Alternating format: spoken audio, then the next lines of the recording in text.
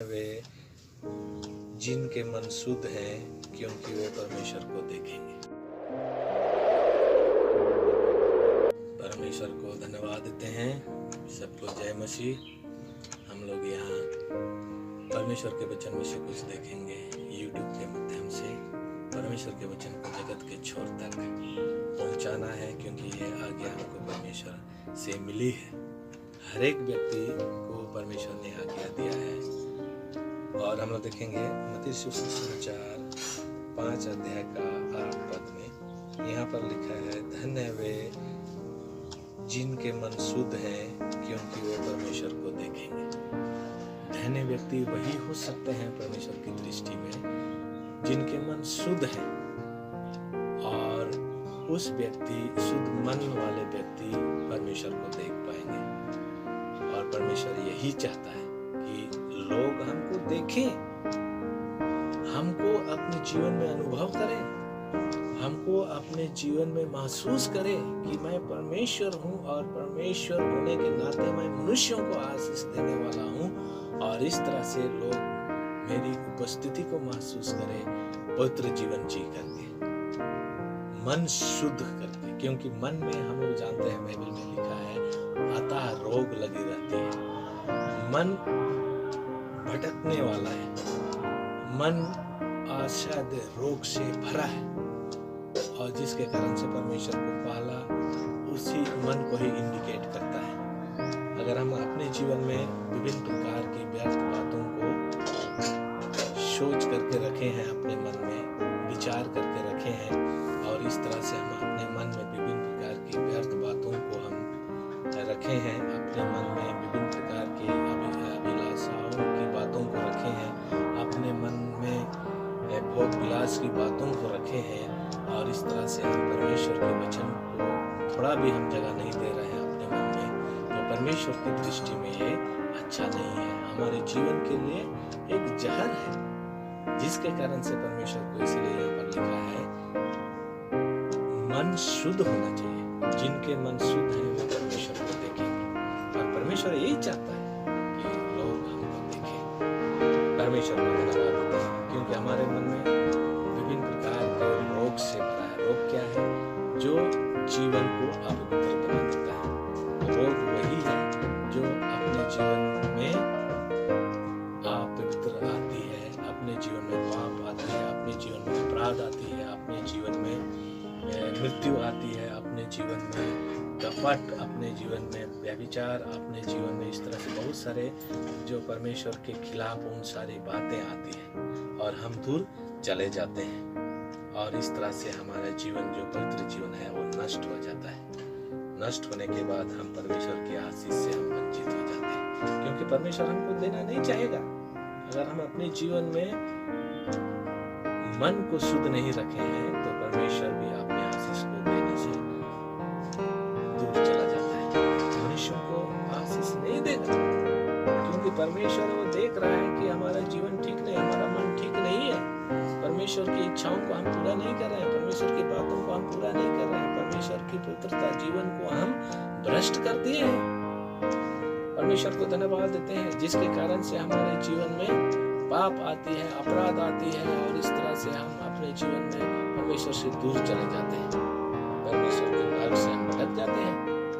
और परमेश्वर को जब परमेश्वर से हम दूर चले जाते हैं तो परमेश्वर को बहुत बुरा लगता है और परमेश्वर अपने आशीष को रोक देता है।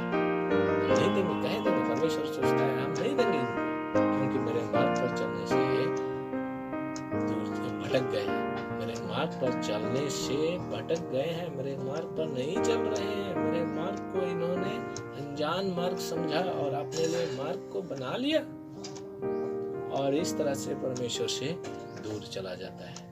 दूर जाने के बाद परमेश्वर अपने आशीष को भी रोक देता है। हम लोग दूसरा वचन देखेंगे, प्रकाशित वाक्य 20 अध्याय का 6 पद। और अगर हम अपने जीवन में यहाँ पर परमेश्वर की पवित्र को हम रख नहीं पाते हैं अच्छी रीति से, तो इस तरह से परमेश्वर भी अपने आशीष को रोक देता है। और इस तरह से अपने आशीष को रोक करके अब जो वायदा किया है हमसे, दूसरी मृत्यु प्रबल नहीं होगी करके, तो वो दूसरी मृत्यु हम पर हावी हो जाती है और इस तरह से मृत्यु हमको जकड़ लेता है और इस तरह से हम नरक के गड्ढे में चले जाते हैं और परमेश्वर से उस आशीष को हम नहीं ले पाते हैं। और यहाँ पर लिखा है 20 का 6 पद में लिखा है यहाँ पर, धन्य और पवित्र वह है जो इस पहले उत्थान का भागी है, ऐसों पर दूसरी मृत्यु का कुछ भी अधिकार नहीं, पर वे परमेश्वर और मसीह के याजक होंगे और उसके साथ 1000 वर्ष तक राज्य करेंगे। परमेश्वर को धन्यवाद देते हैं। इसीलिए हमें पवित्र जीवन जीने की आवश्यकता है। अगर हम पवित्र जीवन जिएंगे तो 1000 साल तक यीशु मसीह जो हमको लेके जाएगा 1000 साल तक अपने साथ रहने के लिए, वो उस समय हम रहेंगे और यीशु मसीह के साथ रहेंगे और इस तरह से यीशु मसीह के साथ हमेशा रहेंगे 1000 साल तक और इस तरह से परमेश्वर का गुणानुवाद करते रहेंगे। परमेश्वर का धन्यवाद देते हैं। पहला तीमुथी हम देखेंगे और ये वचन बहुत अच्छा वचन है यहाँ पर, पहला तीमुथी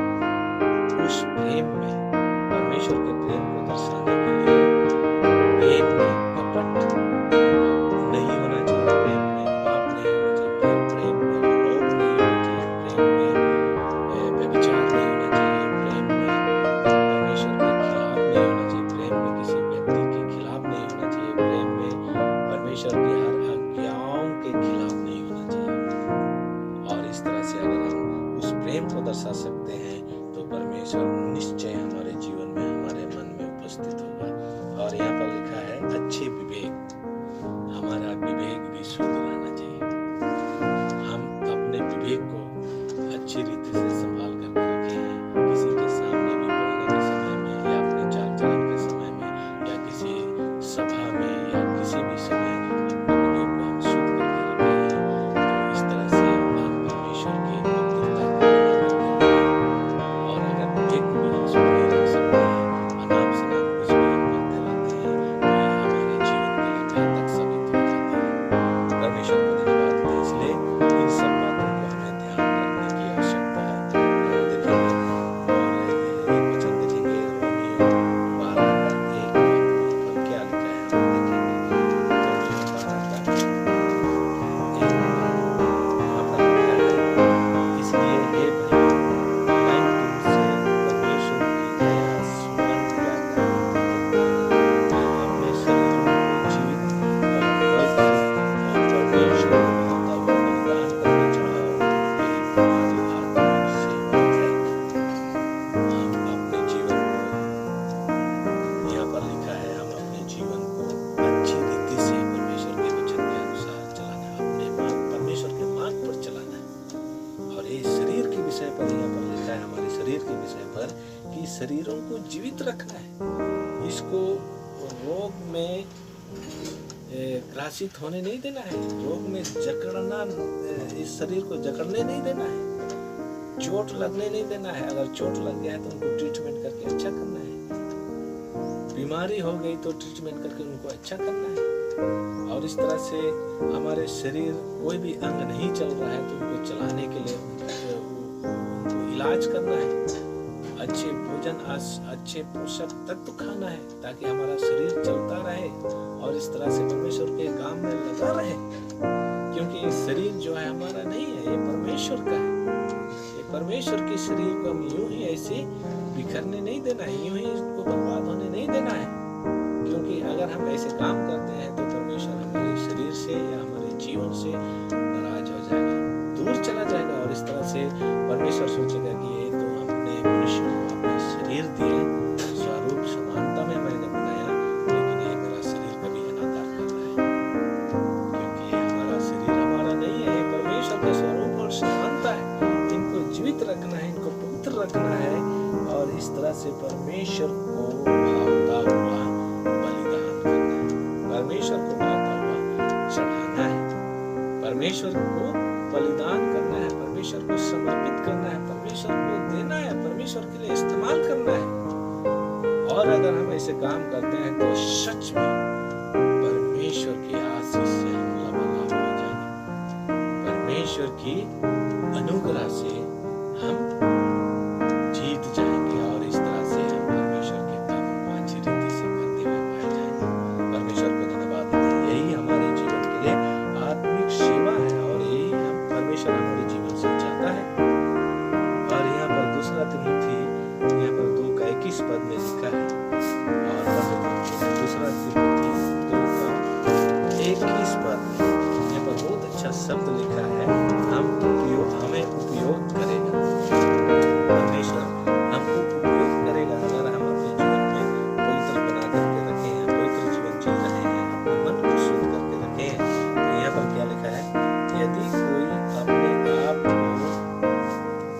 इनसे शुद्ध करेगा तो वह आदर का वर्तन और पवित्र ठहरेगा, और स्वामी के काम आएगा, और हर काम के लिए तैयार होगा।